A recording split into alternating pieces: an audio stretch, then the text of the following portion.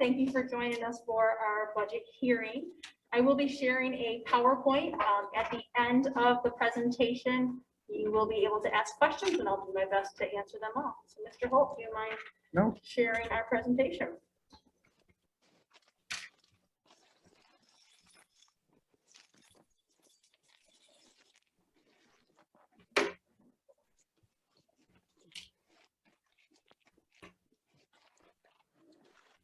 Thank you. So really tonight is a summary of the budget presentations that we've had throughout this school year since February. And so our proposed budget this year, we'll start with our general support, much like I did at the last time. And again, when we look at our overall budget, we are increasing our science. We are increasing our career and check middle school, high school position from a 0.5 to a 1.0. We did retain our school resource officer. All retirements are replaced. And you'll remember that the double bus run is needed. We are looking at that because we do anticipate that we will have to open school in September with some of the restrictions that we are currently operating under now for COVID. And so if we need to either have a double bus run like we had probably 13 years ago, or if we need to add contractual buses to meet our needs for transportation, we're planning on that aspect. So as I said, we'll start with the general. General support. So in the general support, really broad category. In this area, we have our Board of Education, we have my office, the business office, the public information office, which is our PR person from BOCES. We also have our legal services. And as I stated in previous meetings, there is an increase in our legal services. And we do anticipate having to utilize our attorneys as we open with COVID restrictions, as well as with looking at a building project. There are many contracts and many meetings that our attorneys will now be involved in, so there is an increase in those services. Your operations and maintenance, really this is your overall cost to run our building and all of the repairs and materials needed for that. And then general printing and mailing, this is our internal mailing. Also is our data processing. In this is our hardware for our technology. Obviously, with our need to supply a remote instruction as well as one-to-one technology, we did need to see an increase in this budget line, and we anticipate needing to replace as well as repair many of the pieces. So that's why there is that increase. Special items are other things that typically don't fit in the other categories. One example is insurance premiums. When we look at our instruction, obviously a very important part of our budget is our curriculum and staff development. We feel very strongly that we need to not only continually improve and look and review our instruction and curriculum, but also provide professional development so that we can be the best that we can be. Supervision, this includes our administrators, our principals. And then really when you look at the teaching of regular school, this is the bulk of our instructional staff, our general education teachers. Student services, these are our students with special needs. And this includes students in district as well as out of district.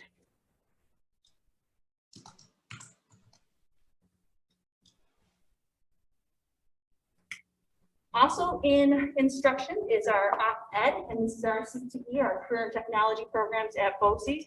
And we do see an increase in that cost. We do have more students anticipating going next year to our career and tech programs, which is a nice additional service to see that our students are utilizing. Teaching and supervision of special schools. This is our summer school services that we run through BOCES. School library, audiovisual. This is also our software programs that we utilize in BOCES, and you can see an increase there. Again, we need to increase the amount of software that we are currently utilizing. Guidance services are our counseling staff.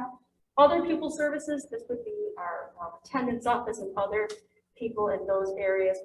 Co-curricular activities, those are all our extracurriculars. And interscholastic athletics. And as we stated in prior meetings, there is a jump in the interscholastic athletics, and that is primarily due to last year when we made the 2021 budget, we did not include the athletic training. At that time, we were anticipating a 20% withdrawal of our state aid, and we were concerned about what the fiscal picture would look like for this school year. So we did not include it initially in our budget. When we were then told we were not going to receive that reduction, and we were going to be able to have athletics, we did add the trainer back in this year. The other piece that we changed is that chaperone pay was not in that line. It was in a salary line, and really we need to have the chaperones who are chaperone or interscholastic athletics in the right category. So that's why it appears to be an increase. It's really not an increase from what we spent this year. Pupil transportation. This is obviously all our expenses from buses, materials and supplies, DOT, all those pieces, licensing, training for our pupils transportation. When we look at employee benefits, these are costs that we have very little to no control over. And so when we look at our New York State retirement systems, the employee retirement system is an increase of 16.4%. TRS was 9.8%. Social Security, we pay 7.65% in Social Security, and then unemployment insurance. Medical insurance also went up 10%. Again, these are costs that we do not have control over. When we look at debt service, this does include a capital outlay project. So we are utilizing $100,000 a year to make minor capital improvements to our district. And you can see that the budget line is going down significantly. Again, this is due to long-term debt retiring. So much like a mortgage payment on that previous capital project, that capital project's financing has been paid off. So when we look at the revenues, primarily our revenues come up in two main buckets: our property tax levy and our state aid. You can see that our tax levy is going up and our state aid is going down. Again, that's primarily due to that debt retiring, and we won't receive as much state aid bill this year. Then we do have the appropriate fund balance. Again, these are monies that we use to offset the tax levy, and then we also use reserves to offset our tax levy. So this year, our budget is down $37,000 to $21,456,271. So again, this is just a synopsis of the entire budget that I just talked about. Again, I would like to just point out that our budget change is a decrease in our overall budget from this year. Again, we have to always show our budget in three ways: program, primarily our instructional; capital, again, that's really our building facility; and administrative. These are the other administrative expenses, salaries of all certified school administrators and supervisors. So our 2021-22 budget at a glance. Again, it's $21,456,271. It is a decrease of $37,307. The proposed tax levy increase is 1%. And again, this is a supermajority. It does go over our tax cap. The proposed tax rate increase is 3 cents. And on an approximate tax increase on a $150,000 house is approximately $5.57. Our tax rate remains low at $16.31 per 1,000. And again, I'm excited to present regarding a science position. We are increasing our middle school, high school career technology position from half-time to a full-time. We maintain our school resource officer. We are replacing all our retirees. And again, looking towards the future, if we do have the restrictions of COVID, that double bus run. Any questions?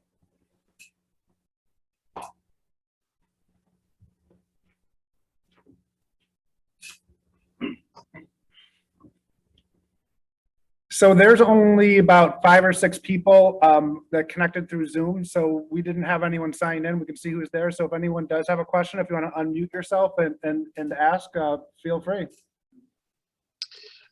John, this is Matt Malaber. I just got on. I missed the presentation, but I did see a previous presentation. I just had a question about the debt. I know that we had debt fall off, and I just had a question about the new building proposal. If that was, I'm assuming that that's included as part of this budget.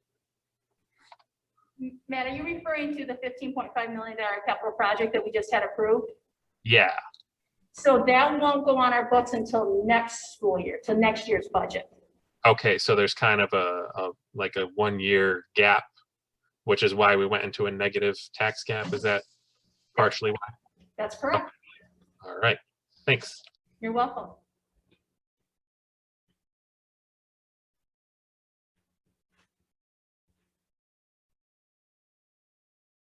Anyone else through Zoom have a question?